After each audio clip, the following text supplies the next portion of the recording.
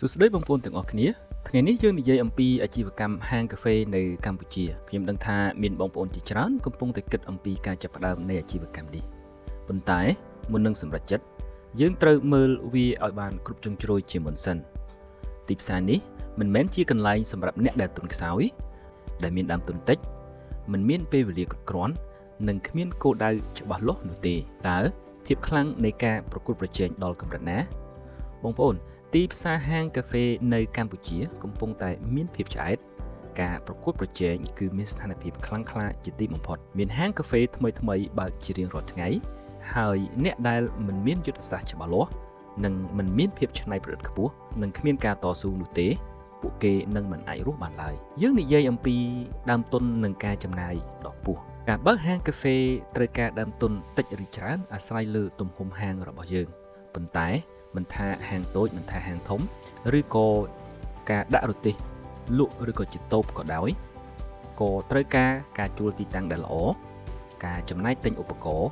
ការតុបតែងហាងនិងការបង់ប្រាក់ទៅលើបុគ្គលិកទាំងអស់នេះត្រូវការចំណាយដើមទុនយ៉ាងច្រើនអ្នកត្រូវតែមានផែនការហិរញ្ញវត្ថុឲ្យបានច្បាស់លាស់និងត្រៀមខ្លួនសម្រាប់ការចំណាយដែលមិននឹកស្មានដល់ជាយោបល់របស់ខ្ញុំបងប្អូនគួរតែមានអ្នកប្រឹក្សាយោបល់ឲ្យបានត្រឹមត្រូវនិងច្បាស់លាស់បំផុត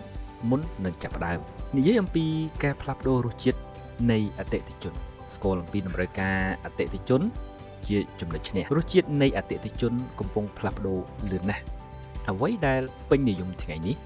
អាចនឹងលែងពេញនិយមនៅថ្ងៃស្អែកត្រូវតែតាមដាននិន្នាការទីផ្សារនិងត្រៀមខ្លួនដើម្បីកែប្រែមីនុយនិងសេវាកម្មរបស់អ្នកជានិច្ចយើងនិយាយអំពីឱកាសទោះជាយ៉ាងណាក៏ដោយឱកាសនៅតែមានសម្រាប់អ្នកដែលចង់ចាប់ផ្ដើមអាជីវកម្មកាហ្វេព្រោះប្រទេសកម្ពុជាយើងមានកាហ្វេដែលមានរសជាតិពិសេស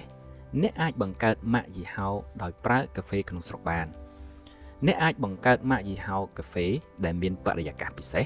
ឬផ្ដល់សេវាកម្មប្លែកៗរសជាតិច្នៃប្រឌិតបំផុតតាមដែលអាចធ្វើទៅបានគុណភាពនិងតម្លៃជាកត្តាយុទ្ធសាស្ត្រខ្ញុំសូមជូនគន្លឹះសំខាន់ដែលបងប្អូនគួរពិចារណា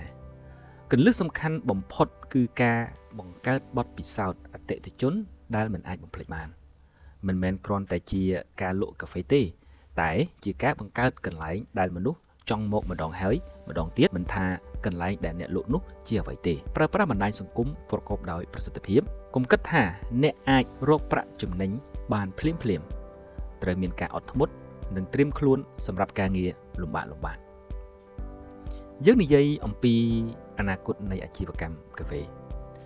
អនាគតនៃអាជីវកម្មកាហ្វេនៅកម្ពុជាគឺមានភាពខ្លាំងនិងល្អប្រសើរបំផុតអាស្រ័យលើការច្នៃប្រឌិតនិងការសម្របខ្លួនអ្នកដែលអាចបង្កើតអ្វីដែលប្លែកនិងផ្ដល់តម្លៃដល់អតិថិជនពួកគេនឹងអាចរស់រានមានជីវិតនិងរីកចម្រើនបានយ៉ាងល្អសរុបមកអាជីវកម្មហាងកាហ្វេនៅកម្ពុជាអាចជាឱកាសឬជាការប្រថុយប្រថានបងប្អូនវាអាស្រ័យទៅលើបងប្អូនជាអ្នកកំណត់ប្រសិនបើអ្នកមានគំនិតច្បាស់លាស់បងប្អូនមានដើមទុនគ្រប់គ្រាន់និងមានការបដិញ្ញាចិត្តខ្ពស់បងប្អូនអាចទទួលបានជោគជ័យប៉ុន្តែត្រូវចាំថានេះមិនមែនជាផ្លូវដែលងាយស្រួលនោះទេអរគុណបងប្អូនសម្រាប់ការ